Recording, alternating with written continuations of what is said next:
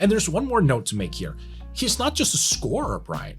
He's averaging 5 rebounds and 4 assists per game. Like, he is becoming an all-around player.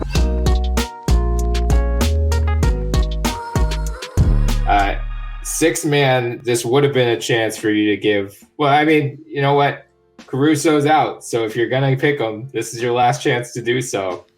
Do you want to go Alex Caruso?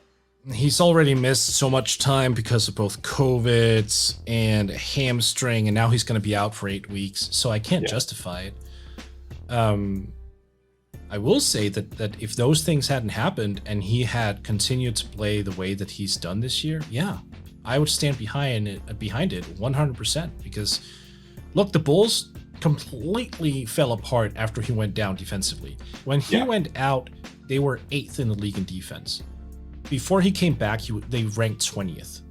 Like, and I get that they are also missing Javonte. Lonzo's been out for a few games, and they've sort of been hurt overall. That all takes into account.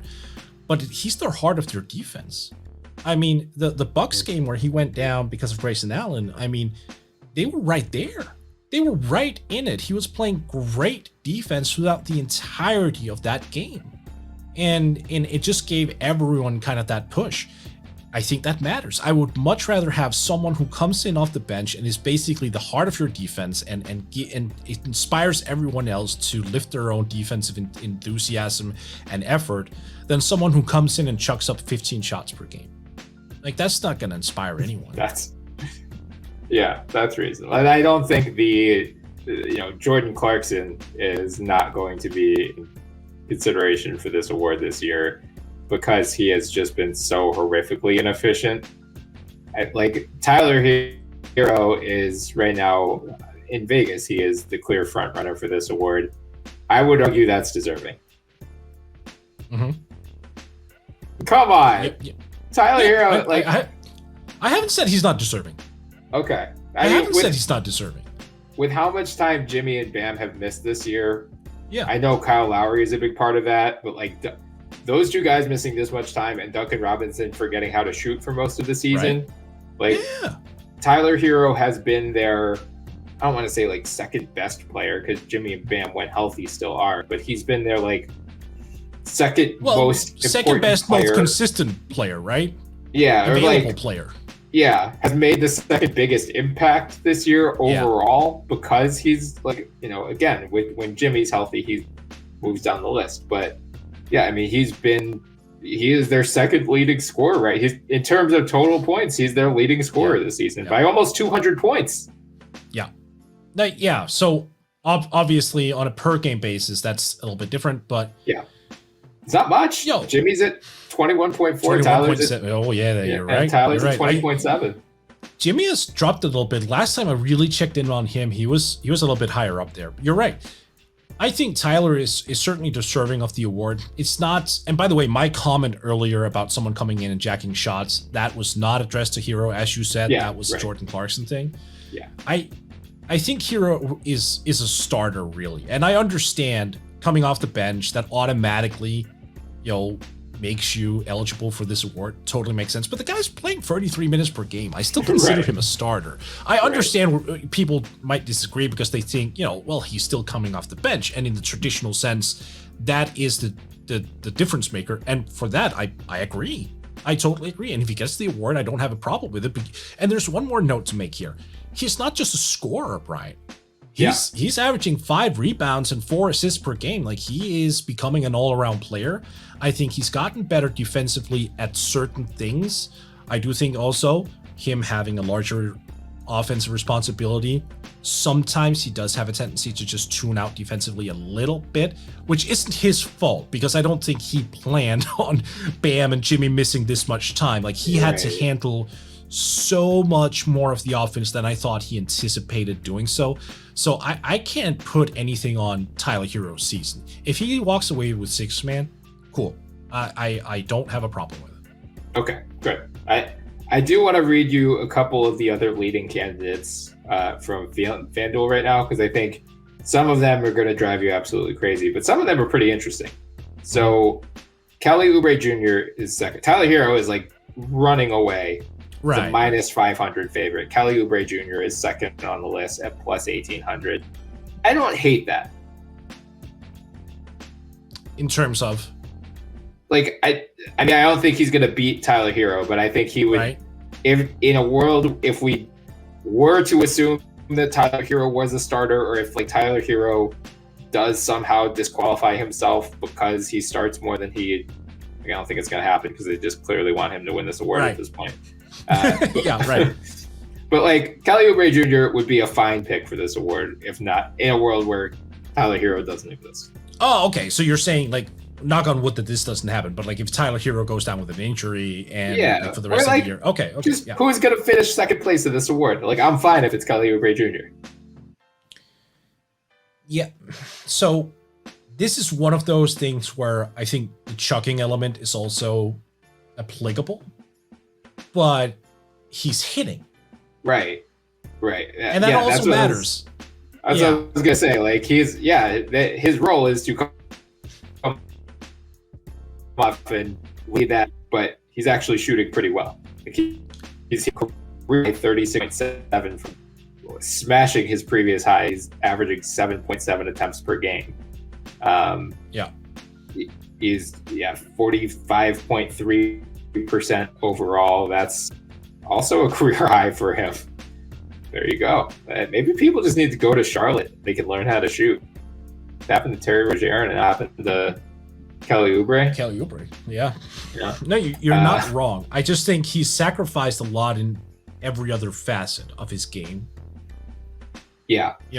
Defensively, rebounding, playmaking. But of course, that's not his role. I want to be fair here. He's not being asked to come in and rebound off the bench or become a playmaker. He is asked to come in, launch shots, and be an offensive factor. It's part of why that they have, let me see off the top of my head. I want to say a top 5 defense, top 6. No, top 4. Yay. I was right. Top 5. Top 5 defense. Sorry, not defense, offense, of course.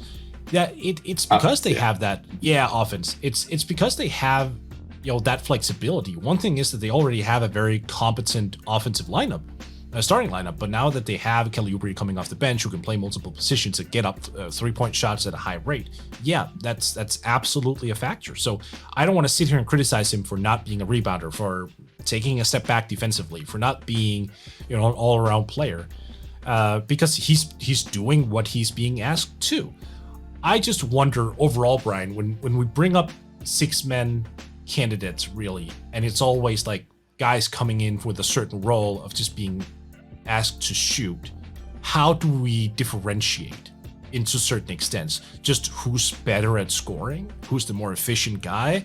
And then if so, what about playmaking? Because playmaking is also an offensive element where, if you come in off the bench and you average 7 assists and you're more of a pedestrian scorer, like 11, 12 per game, should that not factor in? I just like some nuance to this award that isn't there. I know. And it's fair. Like, again, if Caruso had stayed healthy and hadn't missed as much time as he already has, and obviously, like he's out for the next 2 months probably, that's game over for his candidacy. But he would have been a very viable candidate had he not gotten hurt. And like the Jordan Clarksons of the world are still among some of the favorites to win this, and I think that's stupid because he is shooting, like, I think last I checked, below 40% from the field. He was 40%. He has not been as was as last season. Jalen Brunson's on the list, but right now he has started more games than he has come off the bench. So I don't think that's like I can't give him credit for a potential candidate there. So I think it's Herro's award to lose. Like Montrez is in there. The one I did want to call attention to, again, not because I don't think Tyler Herro